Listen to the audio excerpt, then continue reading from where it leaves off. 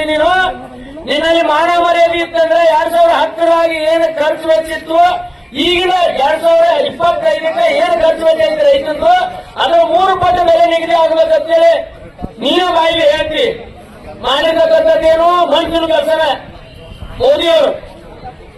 ಆ ಕೊಟ್ಟಿರ್ತಕ್ಕಂಥ ಅಧಿಕಾರಿ ಕೊಟ್ಟಿರ್ತಕ್ಕಂಥ ವರದಿ ತಪ್ಪಾಯ್ತು ಸರಿ ಆಯ್ತು ಅಂತಕ್ಕಂಥದ್ದನ್ನ ವಿಮರ್ಶೆ ಮಾಡಲಾರ್ದೇನೆ ಇವತ್ತ ಲಕ್ಷಾಂತರ ಜನ ರೈತರ ಬೀದಿಗೆ ಬಿದ್ದು ಹೋರಾಟ ಮಾಡುವಂತ ಸ್ಥಿತಿಗೆ ತಂದಿರ್ತಕ್ಕಂಥದ್ದು ಮೋದಿಯವರು. ನಿನಗ ಬುದ್ಧಿ ಇದ್ರೆ ಈ ತರ ಹಾಕಿರ್ಲಿಲ್ಲ, ರೈತರ ಬೀದಿಗೆ ಗೊತ್ತಿದ್ದಿಲ್ಲ. ಪ್ರಧಾನಮಂತ್ರಿ ಅವರಿಗೆ ಆತ್ಮಾವಲೋಕನ ಮಾಡ್ಕೊಳ್ಳುವಂತ ಬುದ್ಧಿನೇ ಇಲ್ಲ. ಬರೇ ಕಾರ್ಖಾನೆಯವರ ಪರವಾಗಿ ಕೆಲಸ ಮಾಡುವಂತ ಬುದ್ಧಿ ಐತೆ ಹೊರತು ವಿಮಾನದಾಗ ಅಡ್ಡಾಡುದು, ಕಾರ್ಖಾನೆ ಪರವಾಗಿ ಕೆಲಸ ಮಾಡುದು ಇದನ್ನಷ್ಟೇ ಮಾಡ್ತೀರಿ ಹೊರತು ರೈತರಿಗೆ ಯಾಕೆ ನೀವು 3 ಪಟ್ಟು ರೈತರು ಖರ್ಚು ಮಾಡಿರ್ತಕ್ಕಂಥ ಬೆಲೆಯೊಳಗೆ 3 ಪಟ್ಟು ಕೊಡ್ಬೇಕಂತ ನೀವು ಹೇಳ್ತೀರಿ. ಎಲ್ಲೈತಪ್ಪ ಇವತ್ತು 1 ಲಕ್ಷ ರೂಪಾಯಿ ಖರ್ಚು ಬರ್ತದೆ ಒಂದು ಎಕರೆ. 1 ಎಕರೆಗೆ 1 ಲಕ್ಷ ರೂಪಾಯಿ ಖರ್ಚು ಬರ್ತೀವಿ. 40 ಟನ್ ಕಬ್ಬು ಬೆಳಿತೈತಿ. 40 ಟನ್ ಅಂದ್ರೆ 3,000 ಈಗಿನ ರೇಟ್ ನೀವು ಘೋಷಣೆ ಮಾಡಿದ್ದು ಎಷ್ಟು ಕೊಡ್ಬೇಕಾಗ್ತ ನಮಗ? 9,000 ರೇಟ್ ಘೋಷಣೆ ಆಗ್ಬೇಕು. 9,000 ನೀ ಹೇಳಿದ ಪ್ರಕಾರ 9,000 ಆಗ್ಬೇಕು ರೇಟ್. 9,000 ಮಾಡಿಲ್ಲ, 3,000 ಒಳಗೆ ಬರ್ತೈತಿ. ಈಗ ಕೆಲವೊಂದು ಕಾರ್ಖಾನೆಯವರು 29,000 28,000 ನಮ್ದು ಎಫ್ಆರ್ಪಿಗಿಂತ ಇನ್ನೂ 200 ಹೆಚ್ಚು ಕೊಟ್ರಿ 300 ಹೆಚ್ಚು ಕೊಡ್ತೀವಿ. ಯಾವ ನನ್ನ ಮಗ ಕೊಟ್ಟಿರಪ್ಪ 200 300 ಹೆಚ್ಚು ನಮ್ಗೆ? ನಿಮ್ಮ ದಯಾದಾಕ್ಷಿಣ್ಯ ನಮ್ಗೆ ಬೇಕಾಗಿಲ್ಲ, ನಾವೇ ನಿಮ್ಗೆ ಬಿಸಾಕ ಹೇಳಕತ್ತಿಲ್ಲ.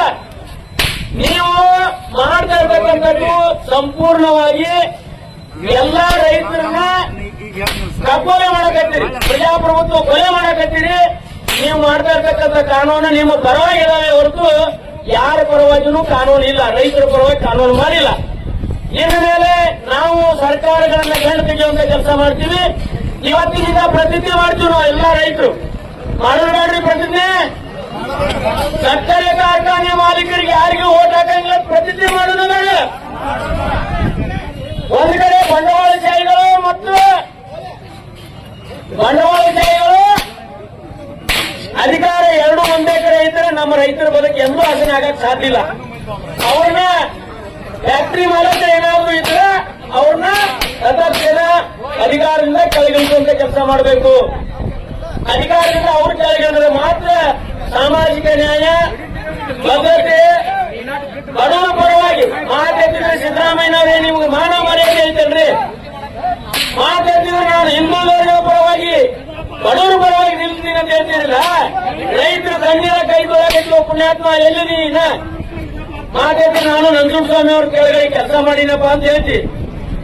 ಏನು ಮಾಡುದು ನೀನು ತಗೊಂಡು ಉಪಯೋಗ ಏನಾಗೈತಿ ನಮಗೆ? ಗ್ಯಾರಂಟಿ ಯೋಜನೆಗಳ ಅನುಷ್ಠಾನ ಜಿಲ್ಲೆ ತುಂಬಾ ಜಿಲ್ಲಾ ಉಸ್ತುವಾರಿ ಮಂತ್ರಿಯವರು, ಜಿಲ್ಲಾಧಿಕಾರಿಗಳು, ಎಲ್ಲ IAS IPS ಅಧಿಕಾರಿಗಳು ಮೀಟಿಂಗ್ ಮಾಡ್ತೀರಿ. ರೇಷನ್ ಕಾರ್ಡ್ 3 ವರ್ಷ ಬಂದಿಟ್ರಿ. ಈಗ ಒಬ್ಬರಿಗೂ ರೇಷನ್ ಕಾರ್ಡ್ ಹೊಸ ಕೊಡಾಕ್ತಾ ಇರಲಿಲ್ಲ. ಮತ್ತೆ ಯೋಜನೆಗಳು ಹೆಸರು ಹೇಳ್ತೀರಿ.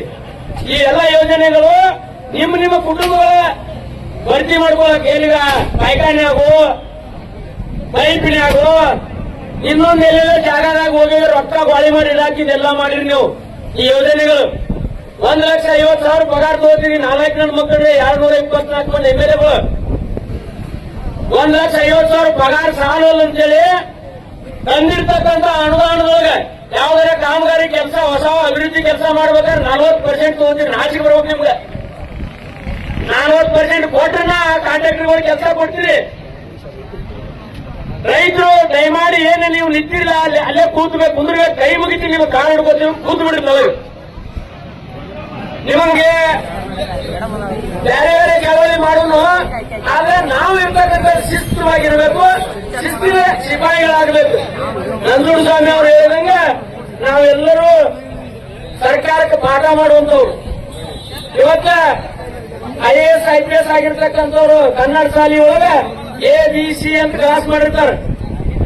ಒಂದು ಕ್ಲಾಸಿನವರು IAS IPS ಹಾಕಾರ, ಒಳ್ಳೆ ಉನ್ನತ ಹುದ್ದೆಗೆ ಹೋಗ್ತಾರೆ.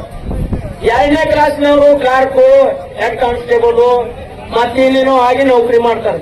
3ನೇದವರು ಎಲ್ಲಿಗೆ ವಿಜಯನಾಥ ಅಂಗಿಲ್ಲ, ಶತದಟ್ಟ ರಾಜಕಾರಣಿಗಳು ಇವ್ರವ್ರು. ಯಾರು ಊರಾಗ ರಾಜಕೀಯ ಮಂದಿ ಬಂದ್ರೆ ಗಲಾಟೆ ಮಾಡ್ಕೊಂಡು ದೊಂಬಿ ಮಾಡ್ಕೊಂಡು ಜಗಳಾಡಿ ಬಡದಾಡಿ ತಾಲೂಕ್ ಪಂಚಾಯತಿ, ಜಿಲ್ಲಾ ಪಂಚಾಯತಿ, MLA ಆಗಿ ಹೋಗಿ ಮ್ಯಾಲ ಕೂತ ಈ ಒಟ್ಟು ಬೆಲ್ಟನ ಆಳುವಂತದ್ದು ಶತಗಟ್ಟ ರಾಜಕಾರಣಿಗಳು.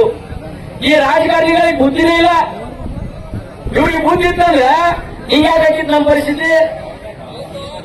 ಬುದ್ಧಿ ಇಲ್ಲ ಇವ್ರಿಗೆ ಗುಂಡಾಗಳಿಗೆ ಟಿಕೆಟ್ ಕೊಡ್ತಾರೆ, ಅವರ ಆಚೆ ಬರುದು.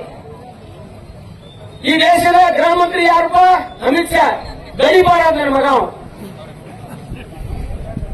ಗಡಿಪಾರ ಯಾರು? ಅಮಿತ್ ಶಾ ಗಡಿಪಾರ ಆಗಿದ್ದವ. ಗುಜರಾತದಲ್ಲಿ ಗಡಿಪಾರ ಮಾಡಿದ್ರು ಅವನು. ಅಂತ ಇವತ್ತು ಈ ದೇಶದ ಗೃಹ ಮಂತ್ರಿ ಕಾನೂನು ಸುವ್ಯವಸ್ಥೆ ಹೆಂಗ್ ಕಾಪಾಡಕ್ ಸಾಧ್ಯೈತಿ?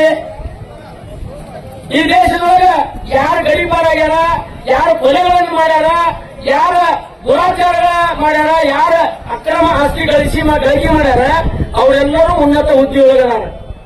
ಇದು ನಮ್ಮ ದೇಶದ ದುರ್ದೈವ.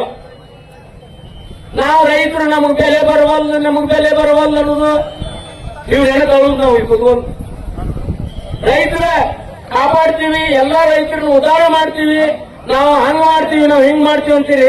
ಏನ್ ಮಾಡ್ತೀರಪ್ಪ? ಕಬ್ಬು ಬೆಳೆಯಾಕ ಒಂದು ಟನ್ ಕಬ್ಬಿಗೆ ಇವತ್ತು 3,000ದಿಂದ 4,000 ರೂಪಾಯಿ ಖರ್ಚು ಬರಾಗ್ತದೆ. ಅದ್ರಾಗ ನಮಗೆ 3,000 ರೂಪಾಯಿ ಕಾರ್ಖಾನೆಯವ್ರು ಕೊಡ್ಬೇಕಾದ್ರೆ ಭಿಕ್ಷಾ ಕೊಟ್ಟ ಮಾಡ್ತಾರೆ ಮಕ್ಕಳು. ಭಿಕ್ಷಾ ಕೊಡಾಕ್ತಾರೆ ನಮ್ಗೆ. ಏನ್ ಮಾಡಕತ್ತಾರೆ ಇವ್ರು? ನೀವೆಲ್ಲರೂ ಎತ್ತು ಕೇಳಾರಕ್ಕೆ ಅದಕ್ಕೆ ಬಬಲಾದಿ ಅಪ್ಪ ವಚನದಾಗ ಹೇಳ್ತಾರ ಅವ್ರು, 10 ಜನರಿಗೆ ಸುಖ ಬೀಳನ್ನ ಸರಿ ಗಂಜಿ ಕಾಣದೆ ಮುಂದೆ ಮನಿ ತಿರುಗ್ತೀರಿ ಅಂತ ಹೇಳ್ತಾರ ಅವ್ರು. ವಾದನೆಗಳ ಉದಾರ ಐತಿ. ಎತ್ತ ಎರಿ ಬಂತು ಮಕ್ಕಳಿಗೆ ಸರಳ ತಿಳ್ಕೊಡ ಕೇಳುವಂತ ಗಟ್ಟಿ ಧ್ವನಿ ಯಾವ್ದಾರ ಐತಂದ್ರೆ ಕರ್ನಾಟಕ ರಾಜ್ಯ ರೈತ ಸಂಘ ಮೈಸೂರು ಸೇನೆಗೆ. ಎಲ್ಲಾರ ಮನೆ ಕುತ್ಕೊಂಡು ನಾವು ಬಿಲ್ ಹಾಕಿ ಅವ್ರು ಮಾಡ್ತಾರೆ ಇವ್ರು ಮಾಡ್ತಾರೆ ಅಂದ್ರೆ ಆಗುದಿಲ್ಲ. ಅನ್ನವ ನೀವು ಈ ಕಡೆ ಬರ್ರಿ, ಒಳಗ್ ಬರ್ರಿ. ಕೈ